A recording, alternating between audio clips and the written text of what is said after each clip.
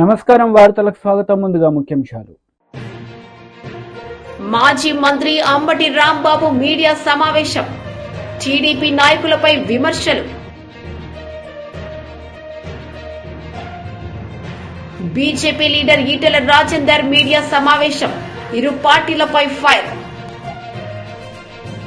YCP leader Ambati Rambabu media సమావేశం నిర్వహించారు. ఈ సందర్భంగా పలు అంశాలపై ఆయన మాట్లాడారు.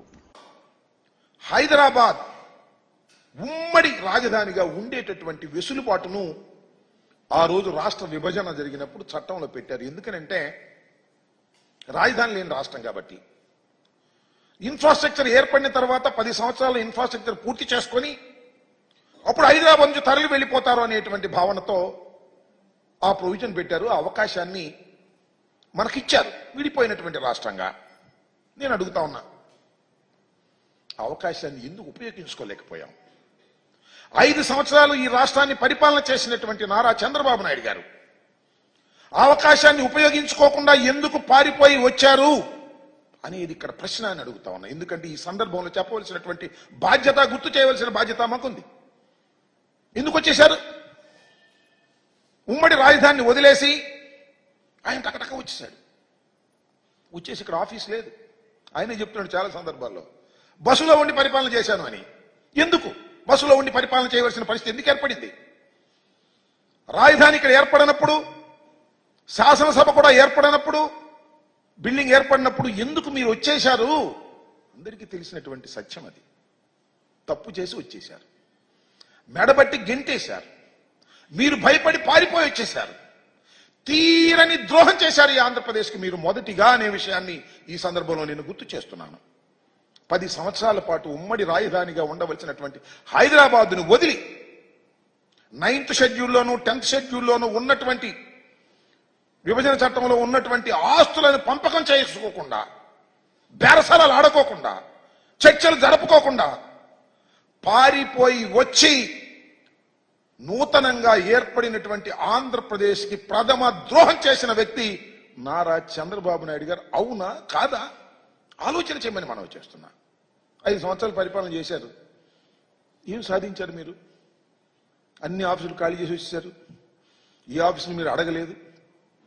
అడగకపోగా జీహూజురని సలాం పెట్టేసి వచ్చేసి ఇక్కడ తాత్కాలికమైనటువంటి సెక్రటేరియట్ కట్టారు, తాత్కాలికమైనటువంటి అసెంబ్లీ కట్టారు, తాత్కాలికమైనటువంటి హైకోర్టు కట్టారు. ఎందుకు తాత్కాలికంగా కట్టాలి? 10 సంవత్సరాలకి టైం ఉంటే. ఎందుకంటే వెళ్ళపోతే ఊరుకోము, మిమ్మల్ని కేసులో పెట్టేస్తాము అని వాళ్ళంటే భయపడి, తప్పు చేసి భయపడి పారిపోయి ఆంధ్రప్రదేశ్కి అన్యాయం చేసినటువంటి నారా చంద్రబాబు నాయుడు గారు మళ్ళా ముఖ్యమంత్రి అయ్యారు. కారణాలు ఏమైనప్పటికీ ప్రమాణ స్వీకారం చేశారు. మరొక అన్యాయం చేయడానికి ప్రయత్నం చేస్తున్నారు ఇవాళ. నేను అడుగుతా ఉన్నా, ఎస్ 2 రాష్ట్రాలు విడిపోయాయి, కొన్ని సమస్యలు ఉన్నాయి అపరిష్కృతంగా. చర్చల ద్వారా ఆ సమస్యల్ని పరిష్కరించుకోవాలి, వండర్ఫుల్. లేదా కేంద్ర ప్రభుత్వం మధ్యవర్తిత్వం ద్వారా పరిష్కరించుకోవాలి, నెంబర్ 2. నెంబర్ 3, న్యాయస్థానాల ద్వారా పరిష్కరించుకోవాలి. ఇవాళ ఎన్ని వివాదాలు ఉన్నాయి మనకి? ఎస్ ఉన్నాయి. 9, 10 షెడ్యూల్లో ఉన్నటువంటి బిల్డింగులు, ఆస్తులు మనకు రావాల్సినవి ఉన్నాయి. 7,000 కోట్ల రూపాయలు విద్యుత్ బకాయిలు మనకు రావాలి. దాన్ని అడగటం జరిగింది. వాళ్ళు ఇవ్వకపోతే కేంద్ర ప్రభుత్వాన్ని ఆశ్రయించడం జరిగింది. కేంద్ర ప్రభుత్వం ఆదేశించింది. ఆదేశించిన తెలంగాణ ఇవ్వలేదు. న్యాయస్థానాల్లో ఉంది వాళ్ళ. దాని గురించి ఏమన్నా మాట్లాడారా మీరు? మాట్లాడలేదే. మాట్లాడినట్టు ఎక్కడ అనిపించడం లేదే. అది పోగా చిత్రమైన విషయం ఏంటంటే, శ్రీశైలం, నాగార్జున సాగర్, ఈ 2 ఉమ్మడి ప్రాజెక్టులు సరిహద్దులో ఉన్నాయి. వారికి మనకి సరిహద్దులో ఉన్నాయి కాబట్టి ఉమ్మడి ప్రాజెక్టులు. వాటిలో అనేక ఇష్యూస్ ఉన్నాయి. వాటి గురించి మాట్లాడారా? ఇవాళ పోతిరెడ్డిపాడుకు సంబంధించి నేను అడుగుతా ఉన్నా, రాయలసీమకు నీళ్లు వెళ్లాలంటే 881 ఫీట్స్ లెవెల్లో ఉంటే తప్ప నీళ్లు వెళ్ళవు. అక్కడ దాకా రాణిస్తున్నారా తెలంగాణ వాళ్ళు? విద్యుత్ కోసం వదిలేస్తున్నారు అక్కడ దాకా రాకోకుండా. దీనివల్ల రాయలసీమ నష్టపోతుంది. ఈ సమస్య గురించి మీరేమన్నా మాట్లాడారా? మాట్లాడాల.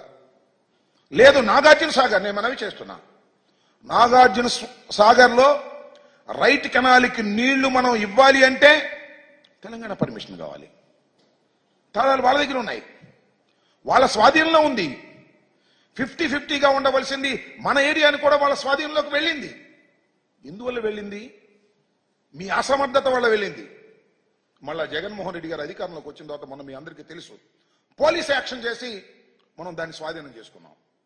తర్వాత కేంద్ర హోంశాఖ ఇంటర్ఫీర్ అయ్యి మేము దాన్ని పరిష్కరిస్తాం, మీరు తొందరపడమాకండి, మాకు హ్యాండ్ అవుట్ చేయమంటే రాష్ట్ర ప్రభుత్వం కేంద్ర పోలీసులకు హ్యాండ్ అవుట్ చేసినటువంటి సందర్భాన్ని బీఆర్ఎస్ లీడర్ మీడియా సమావేశం నిర్వహించారు. ఈ సందర్భంగా పలు అంశాలపై ఆయన మాట్లాడారు. ఈ సందర్భంగా గుర్తు చేస్తా ఉన్నాం.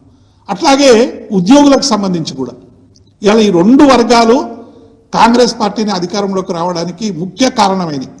అటు నిరుద్యోగులైనా ఉద్యోగులైనా ఈ రెండు కూడా చాలా స్పష్టంగా ఈ రెండు వర్గాలకు సంబంధించినటువంటి ఇష్యూస్ అనేకం రోజు రోజు రోజు రోజు పెరిగిపోతా ఉన్నాయి.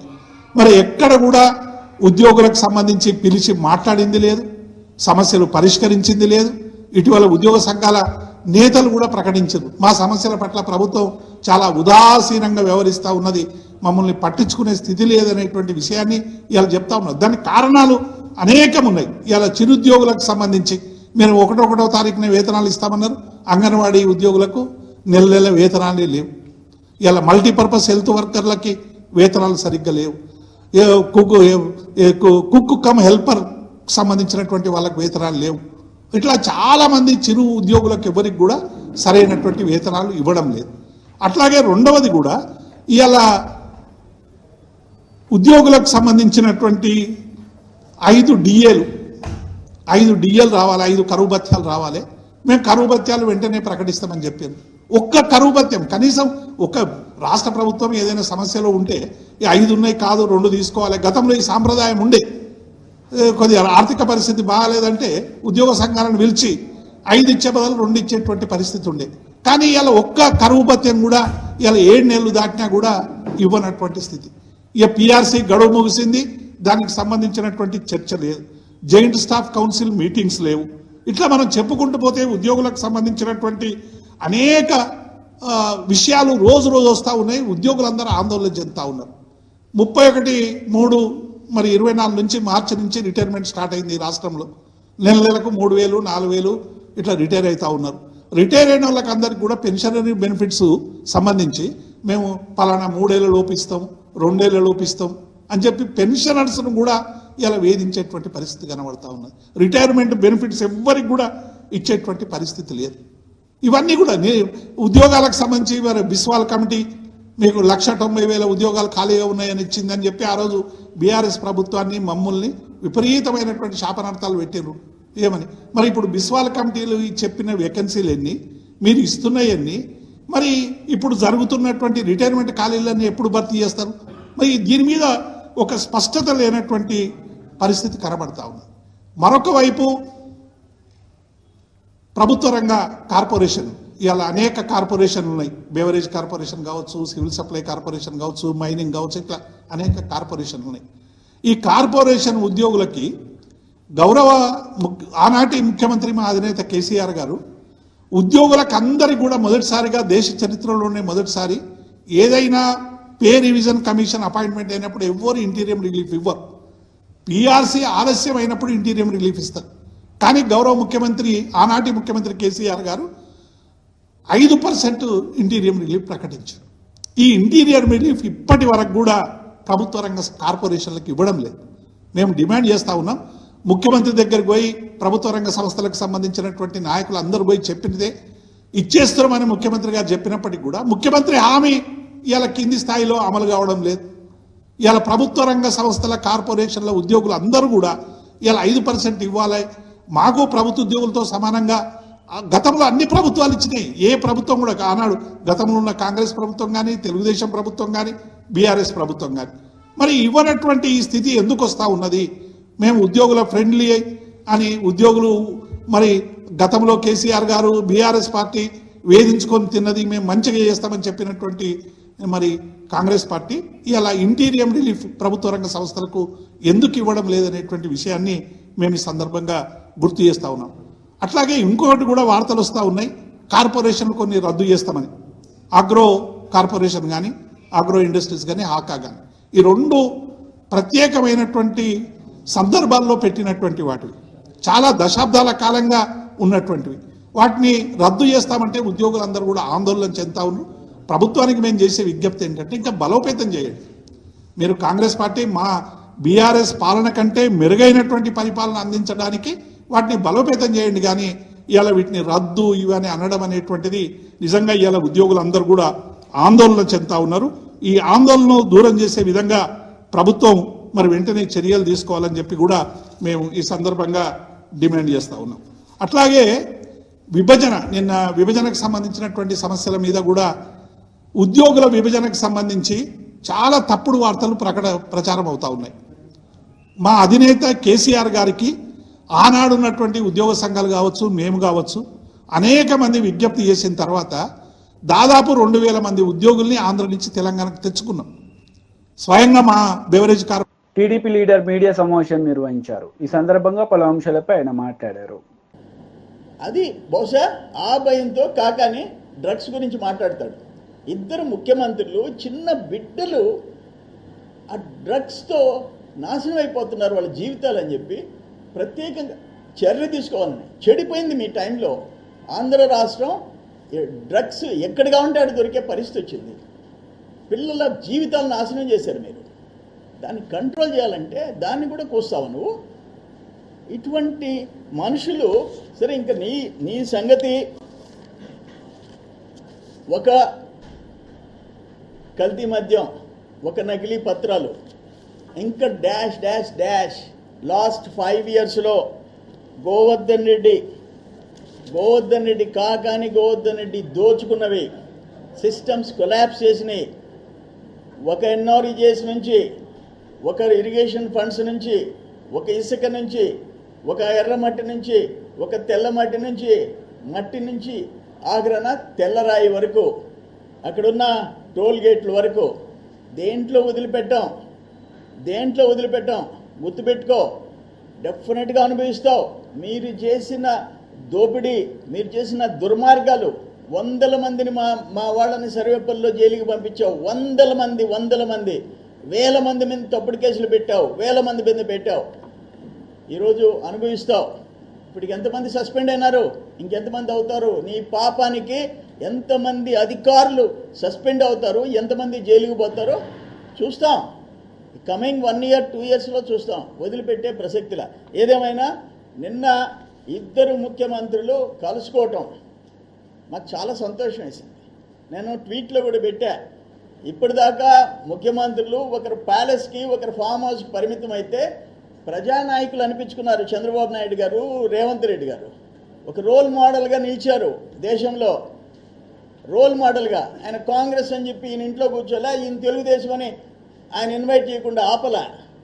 వయసులో చిన్నోడైనా చంద్రబాబు నాయుడు నేనే వస్తా, మా రాష్ట్ర సమస్యలు ఉన్నాయి, 2 రాష్ట్రాలు తెలుగు వాళ్ళ రాష్ట్రాలు, వాటిని పరిష్కరించుకొని 2 రాష్ట్రాలు ముందుకు పోవాలని ఒక మంచి మెసేజ్ ఇచ్చాడు చంద్రబాబు నాయుడు గారు. దాన్ని చూసి అభినందించాలా. ప్యాలెస్లో కూర్చునే వాళ్ళకి ఏం తెలుస్తుంది ప్రజల కష్టాలు? ప్యాలెస్లో చెట్లు నరకాలా, షాపులు ముయ్యాలా? ఒక నియంత బతుకు నీది. పాపాలు చూపించావు ప్రజలకి జగన్మోహన్ రెడ్డి. నువ్వు ఇప్పుడు ఆయన ఒక ఈ ముఖానికి అసలు అది కూడా తెలీదు. ఆ ఆ నోట్ అంతా సాక్షి పేపర్ నుంచి వచ్చింది, అక్కడి నుంచి సజ్జల కుమారుడి దగ్గర నుంచి వచ్చింది. దాన్ని చదువుతా కూర్చున్నాడు 1 గంట సేపు కాకని. కానీ దీన్ని తీవ్రంగా ఖండిస్తున్నా. నేను చెప్తుండా, ఇంకా నోరు పారేసుకుంటే, బాబు గారి మీద నువ్వు నోరు పారేసుకుంటే నిన్ను వదిలిపెట్టే ప్రసక్తిలా.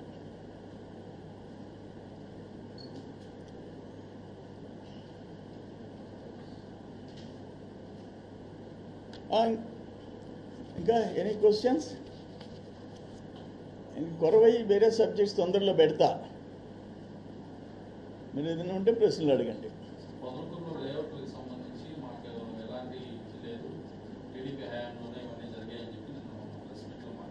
చాలా గొప్ప సందేశం ఇచ్చాడు ఆయన.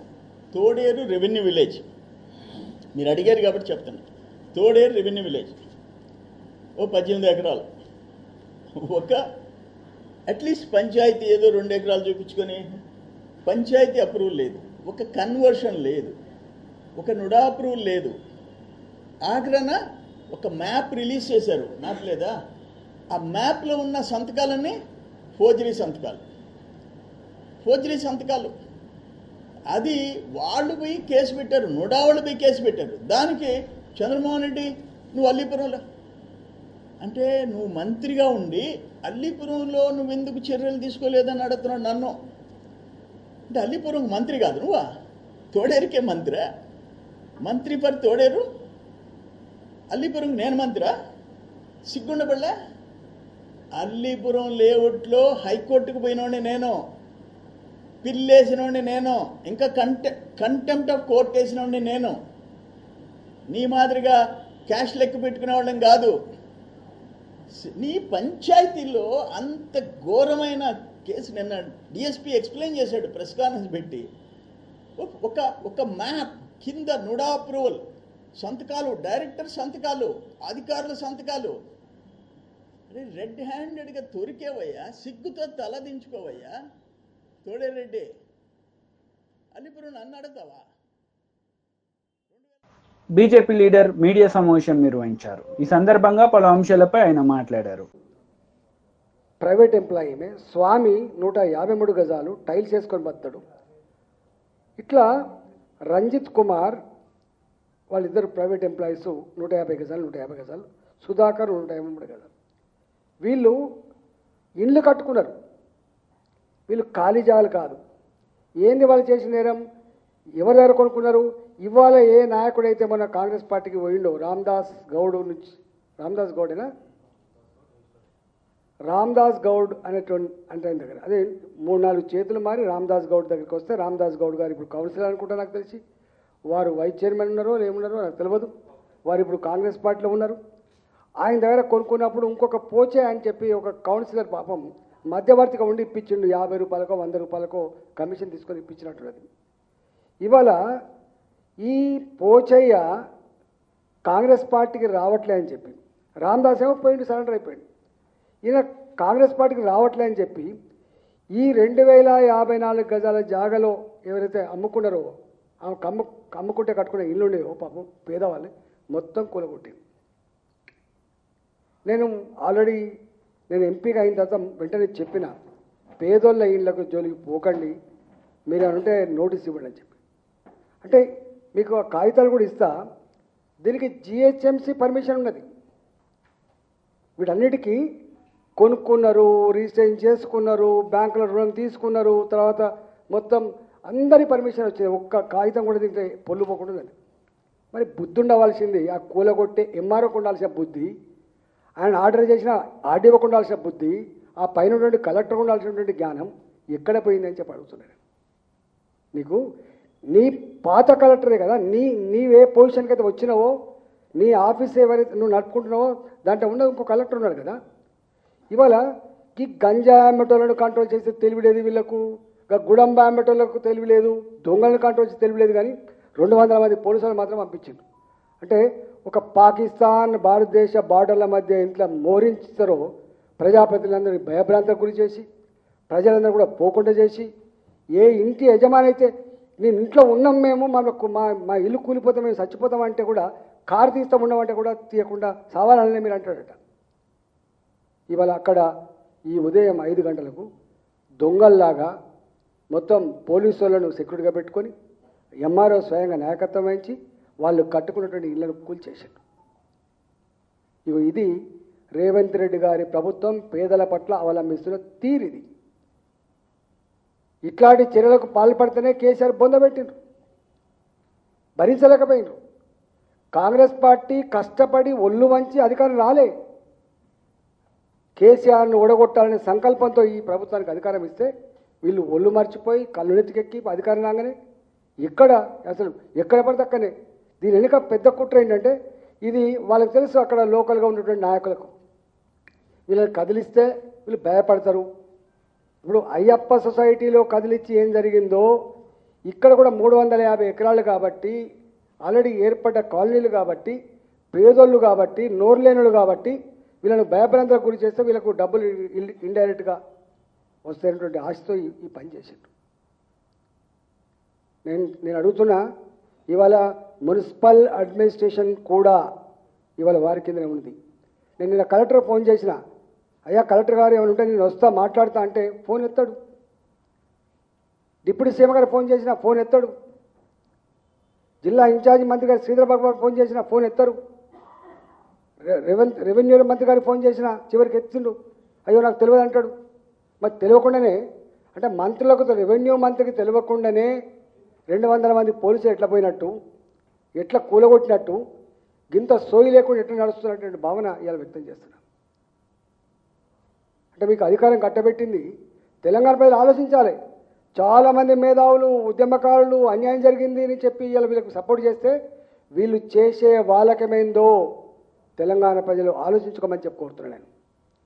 నేను అక్కడ ఎంపీని, పిరిజాదిగూడలో నా ఎంపీ పరిస్థితి కింద వస్తుంది.